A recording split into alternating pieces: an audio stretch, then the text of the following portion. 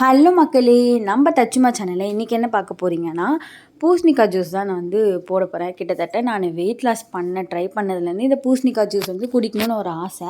ஆனால் எப்படி இருக்குமோ ஏதா இருக்குமோன்னு சொல்லிட்டு நான் ட்ரை பண்ணதே கிடையாது. ஆஃபீஸில் அக்கா சொன்னாங்க, நான் பூசணிக்காய் ஜூஸ் குடித்தேன் யுவா, நல்லா இருந்தது, அதனால் ஸ்மெல் எதுவுமே தெரியல அப்படின்னாங்க.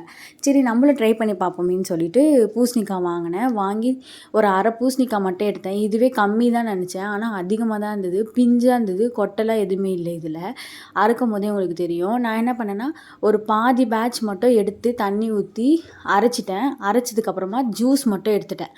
அதுக்கப்புறமா இன்னும் கொஞ்சம் இருந்ததில் மிளகு, சீரகம், ஒரு 10 இலைக்கு மேலே கருவேப்பிலை நல்லதில்லை, அதனால் கருவேப்பிலை சேர்த்துக்கிட்டேன். எனக்கு தோணுன மாதிரி என் ஸ்டைலில் நான் பூசணிக்காய் ஜூஸ் செஞ்சுருக்கேன்.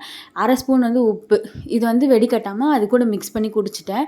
நீங்களும் வீட்டில் ட்ரை பண்ணி பாருங்கள். பாய்.